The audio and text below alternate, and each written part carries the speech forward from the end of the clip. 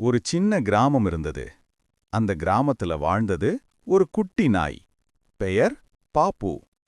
பாப்பு ஒரு சாதாரண நாய் இல்ல. அவனுக்கு பெரிய கனவு இருந்தது.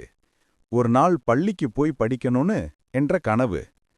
ஒவ்வொரு காலையிலும் பாப்பு தெருவில் குழந்தைகள் பள்ளிக்கு போகும்போது பார்த்து மகிழ்ந்தான்.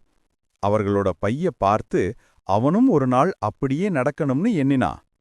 ஆனா பாப்பு மிகவும் ஏழை.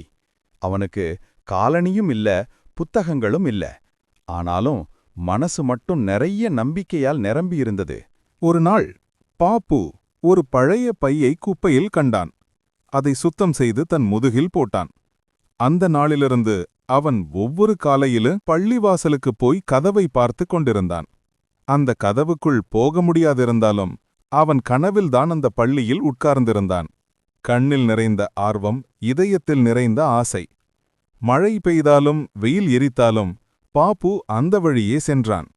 ஏனெனில் அவனுக்கு ஒரு நம்பிக்கை இருந்தது. ஒரு நாள் நானும் படிக்கப் போகிறேன். இப்படி ஆசையோடும் ஒரு நம்பிக்கையோடும் இருந்த பாப்புக்கு ஒரு நாள் வந்தது அதன் மாட்சியே.